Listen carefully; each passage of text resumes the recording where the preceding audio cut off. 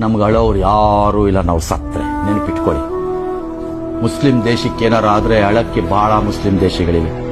ಕ್ರೈಸ್ತರಿಗೇನಾದ್ರೂ ಆದ್ರೆ ಅಳಕ್ಕೆ Donald Trump ಸೇರಿದಂತೆ ಬಹಳ ದೇಶಗಳಿವೆ.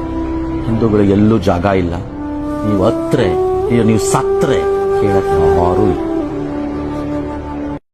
ಈ ದೇವ್ರ ರಂಗಣ್ಣವ್ರು ಹೇಳಿದರೆ ನಿಜವಾಗ್ಲೂ ಸತ್ಯ ಸತ್ಯ ಸತ್ಯ. ಮುಸ್ಲಿಮ್ಸ್ ಏನಾದರೂ ಸತ್ತರೆ ಬಹಳ ದೇಶಗಳಲ್ಲಿ, ಭಾಳ ದೇಶ, ಯಾವ ಮುಸ್ಲಿಮ್ಸ್ ಹತ್ರ ಏನಾದರೆ ಭಾಳ ದೇಶಗಳಲ್ಲಿ, ಅದ್ರ ನಮ್ಮ ದೇಶನೂ ಸೇರ್ಕೊಳುತ್ತೆ. ಅಬ್ಬಬ್ಬಬ್ಬ, ನಮ್ಮ ದೇಶದಲ್ಲಿರೋರಂತೂ ಅದು ಏನಪ್ಪ ಏನು ಕ್ರಿಯೇಟ್ ಮಾಡಿಬಿಟ್ರು ಅಂದರೆ ಅಯ್ಯಪ್ಪ. ಅದನ್ನು ನೋಡೋಕ್ಕೆ, ಟಿ ವಿಗಳಲ್ಲಿ ನೋಡೋಕ್ಕೆ, ಸೋಷಿಯಲ್ ಮೀಡಿಯಲ್ಲಿ ನೋಡೋಕ್ಕೆ ಎರಡೆಲ್ಲ ಮೂರು ಕಣ್ಣು ಇಟ್ಕೊಂಡು ನೋಡಬೇಕು, ಅಷ್ಟು ಎಗಲಾಡ್ಬಿಟ್ರು. ಏನಕ್ಕೆ ಎಗಲಾಡಿದ್ರು ಏನು ಗೊತ್ತಾಗ್ತಾ ಇಲ್ಲ.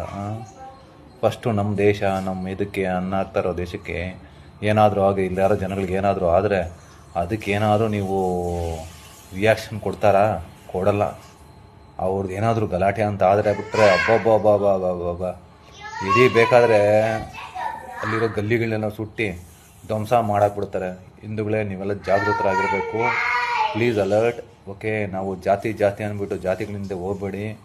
ನಾವೆಲ್ಲರೂ ಹಿಂದೂಗಳು ಒಂದೇ ಜಾತಿ, ಒಂದೇ ಮತ ಅಂತಂದು ನಾವನ್ನು ಅದನ್ನ ತಿಳ್ಕೊಂಡು ಮುಂದೆ ಸಾಗಿದ್ರೆ ನಮಗೆಲ್ಲ ಉಳಿಗಾಲ ಇದೆ. ಇಲ್ಲಾಂದರೆ ನಾವೆಲ್ಲರೂ ಸರ್ವನಾಶ, ನಮ್ಮ ಇದನ್ನು ನಾವೇ ಸರ್ವನಾಶ ಮಾಡ್ಕೊಳೋ ಕಾಲ ಮುಂದೆ ಇದೆ. ಏನಂತೀರ ಫ್ರೆಂಡ್ಸ್?